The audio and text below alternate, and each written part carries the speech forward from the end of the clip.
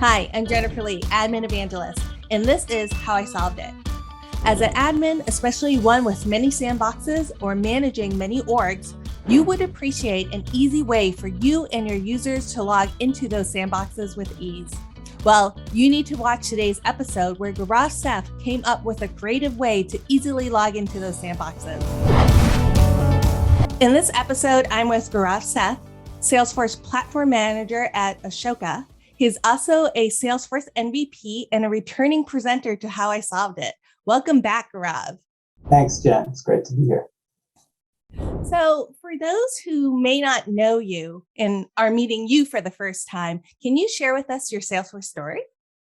Sure. So like many, I started as an accidental admin at a nonprofit where we got introduced to Salesforce at a one-day workshop in, I think, 2008 with Google and Facebook. And I met Judy Sohn there and she presented. And, one thing led to another, taught myself Salesforce, migrated us to, NPSP. And we, I worked at that org for a number of years. And then when I was looking for a new gig, I was like, this Salesforce thing is pretty cool. And decided to kind of made the plunge into IT. And so I've been at Ashoka for almost 10 years doing, all things Salesforce and related tools. So I understand you've been in the community for 12 years. So tell us how you got started with the community and what do you enjoy most about it? Sure, thanks. It has been a while. And I'd say I got started with, actually, there was a Google group for nonprofit users, the nonprofit Salesforce practitioners group or something like that.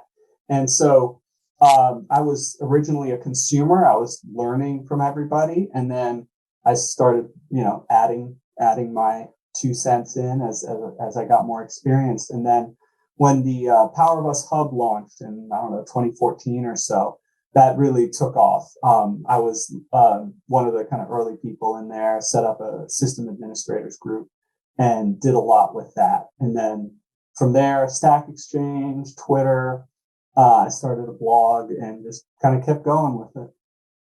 All right. So you just mentioned that you blog. I used to blog too. Well, I continue to blog on Salesforce admins. So how did you get started with blogging? Like what started off the whole blog piece? Yeah, I'm curious, actually. I don't know what my first post was. I actually kind of want to go see. But for me, it was often a way for me to remember things that I had figured out so that I could reference them later. I was like, okay, where can I store this? And I was like, I might as well start a blog and just, as I figure stuff out, just post it there. And sure enough, once in a while, I will search for something and find my own post. I do that too. Out, right? And that always cracks me up.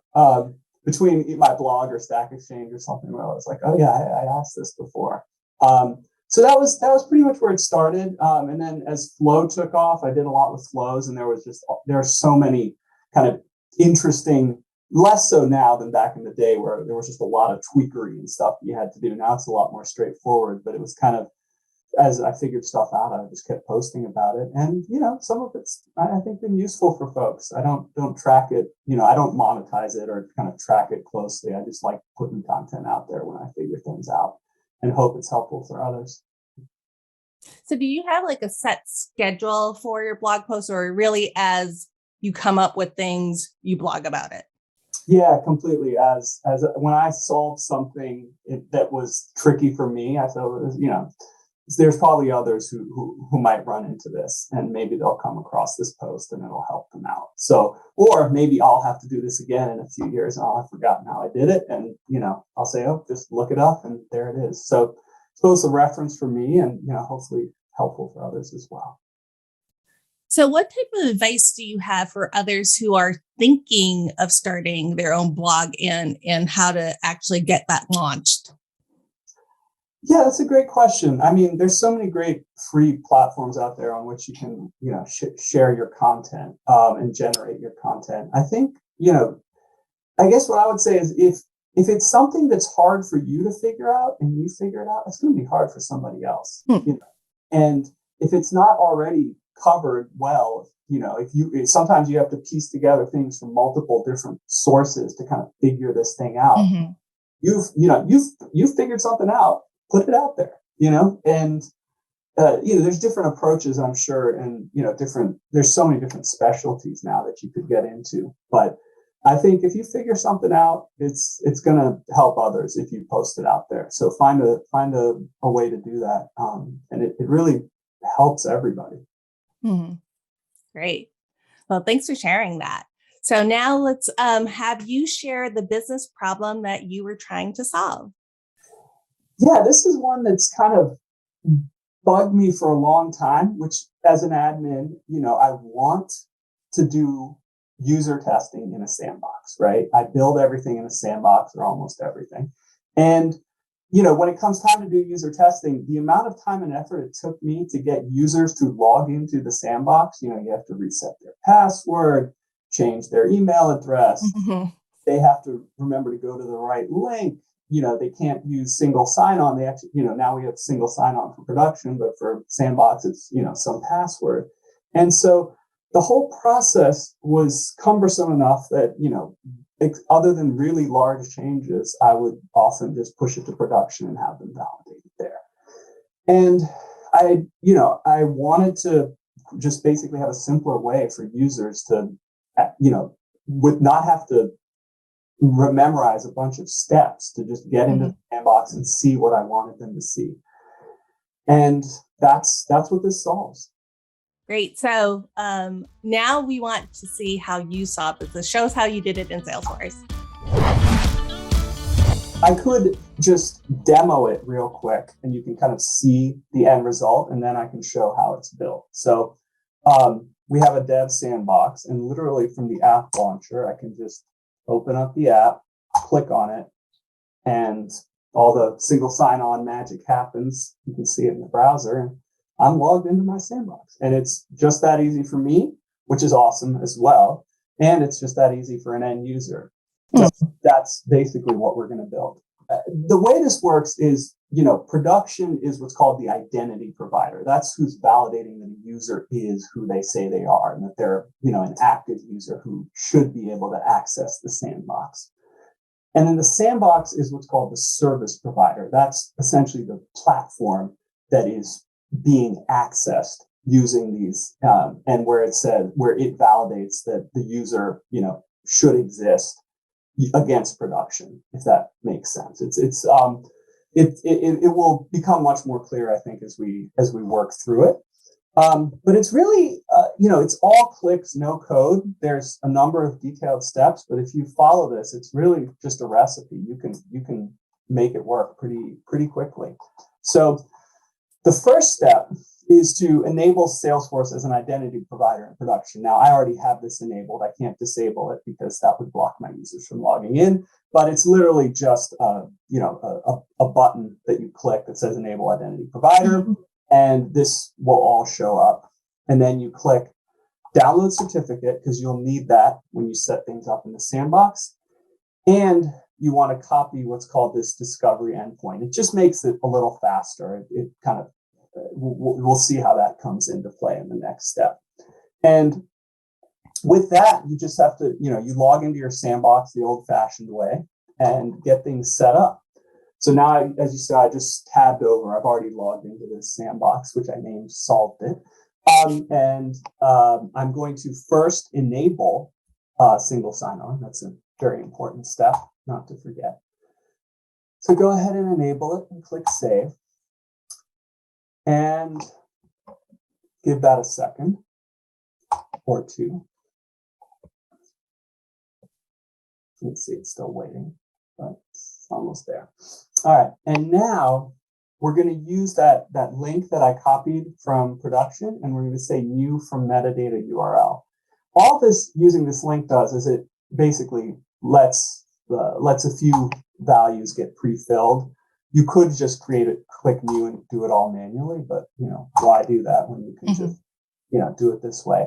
And so you can see it pre-fills the issuer, the name, the entity ID. This is stuff you could copy from production, but there's just no reason to do so. And there's really only one or two steps things that you have to change from or add from the default here. First is the certificate. Remember, I downloaded that in step 1. I just want to upload that here. So that's step 1. The rest of this stuff doesn't matter at this stage, except for this one. Now, this is a really important one. What you're telling the sandbox is, when production is going to send something that says, hey, this is who's trying to, who should be able to access. What are you trying to match on?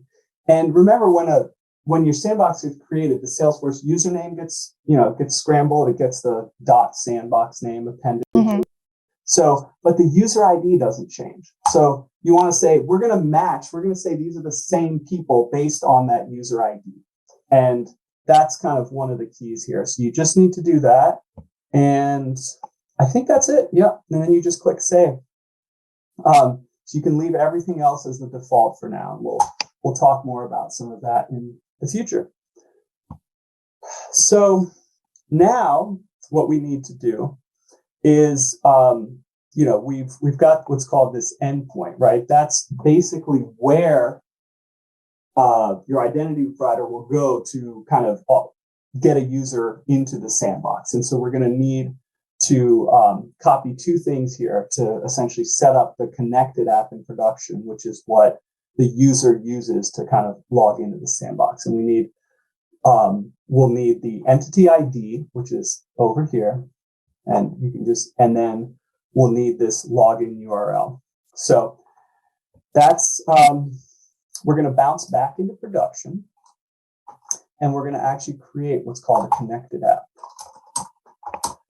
So now, of course, I always forget, you have to do that from App Manager. So we go to App Manager, and then here you'll see the option for a new connected app. And now the name, you can call it whatever. Well, now this is what's going to show up in the app launcher. So you want to give it a name that makes sense. For your end users, yes. For your end users. Solved it sandbox, right? Contact email, you can do whatever you want. And now we need to enable SAML. That's, I don't even remember the acronym, but that's basically enabling single sign-on. And now we need to copy the entity ID from Sandbox. I'm just going to pop over to Sandbox and do that. And then for this ACS URL, you need to copy this login URL from the Sandbox. And then in the subject type, this is similar to what I was saying before. We were saying we're going to match on user ID. And and then I think the last thing is this certificate. We want to use the same certificate that we uploaded to the Sandbox, which in my case is called the IDP cert. And that should do it. We'll go ahead and click save. Fingers crossed as always.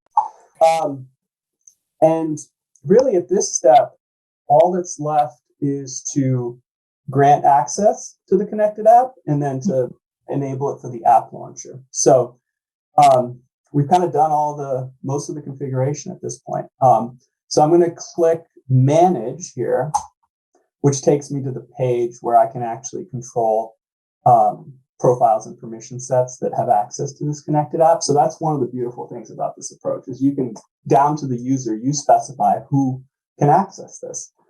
So for now, because I have yield system administrator profile, me and only me. So I'm just going to go ahead and grant it to the system administrator profile.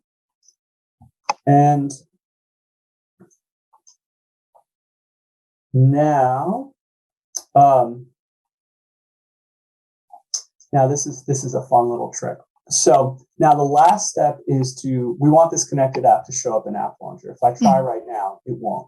And the way we do that is by adding a start URL. Once you set a start URL, the connected app will show up in the App Launcher for anyone who has access to it, which was something I discovered. That was kind of one of those aha moments. I'm like, oh, I can do this.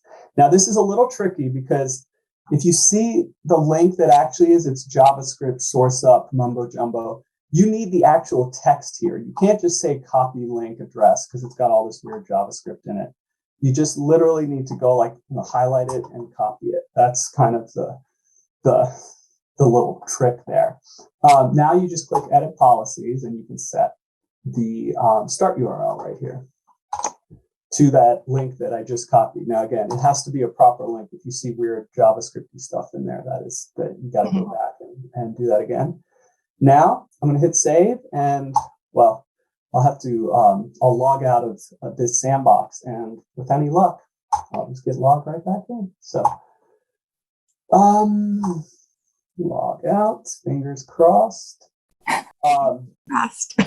So now this should show up in, okay, see, it shows up in the app launcher. Now let's see what happens. And it looks like it's doing it. There we go. And just like that, it's magic. Just like that, it's magic. I mean, it's really nice. I use it all the time for myself. I mean, honestly, I love it just as an admin. Nice perk is that it works for end users as well. So I haven't had to manually log into a sandbox in ages now. So it's great. That really gets us, it is now functional.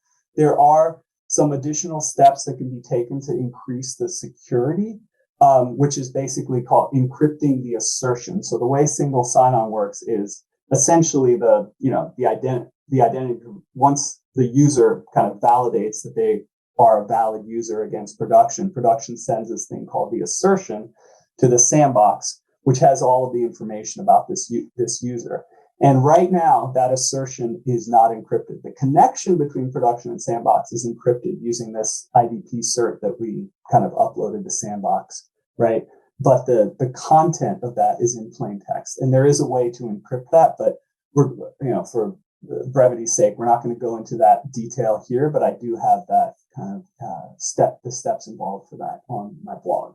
I did a blog post for this. So I think we'll just share a link to that, and that'll work. So the first time I did this, it actually didn't work, which is perhaps not that surprising. And there is something you can do, a place you can go, which will give you a clue as to what happened. So to try and trigger an error, I'm going to go ahead and actually change the certificate, right? So instead of the right one, I'm just going to use a wrong one. And then I'll go ahead and log out of the sandbox, right? And now, when I try to launch this connected app, right, it's not gonna work. It's gonna say, hey, we can't log you in because of an issue with single sign-on. Say, oh boy, now what? All right, so now you do have to kind of go log into your sandbox the old-fashioned way, right? And then in single sign-on settings, hold on one second. Once we get in, we'll open up single sign-on settings, and we'll see a button there called SAML Assertion Validator. So here we go. So in here, if you've had an issue authenticating, you can actually click on this, and it'll show you whatever the issue was from the most recent kind of attempt. And here you can see signature or certificate problems. The signature is not valid.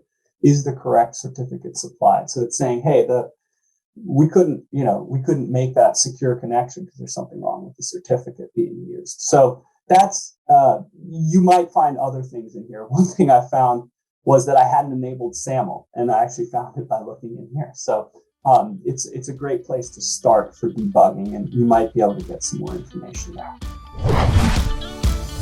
So this is a super cool and helpful solution. I'm curious, how did you even come up with this? Yeah, that's a good question. It's been percolating in my mind for a long time. So I'm always kind of, when things come up that seem relevant, I kind of file them away. But I actually took the identity architecture class through what used to be Salesforce University. I can't remember now. Mm-hmm. All right, but now it's like Trailblazer Academy, I believe. Yes, thank you. So I took that class with Steve Baines, and that's where I discovered that, I started to understand identity at a better level than I did before, and saw that, you can use user ID for SAML. So I was like, okay, that solves the whole changing of username, changing of email stuff. And then the last thing was that I was like, when I discovered that you could put, if you set a URL in that start address on the connected app, it would show up in an app launcher. So then I was like, all right, well, if we put those two things together, there was some guessing involved to figure out what URL to put in there. Well, why, I was like, oh, maybe this will work. And it worked. It was really a bit of a shock, honestly, because I'm still pretty new to the, identity space. I mean, I have a basic understanding of it, but when it all worked the first time, I was shocked. And then I had to kind of walk through the steps again to make sure I would kind of remember them. So I noted those down. And then when we started preparing for this, I had to really dig in and make sure I understood what they all meant. That's where it came from, was from taking that class and just a kind of a problem that I've thought about over the years. So I like logging into multiple sandboxes old school, manually, says no one. If I were my former self supporting 8 production orgs and countless numbers of sandboxes each, I would be going into my production org right now and setting this up ASAP.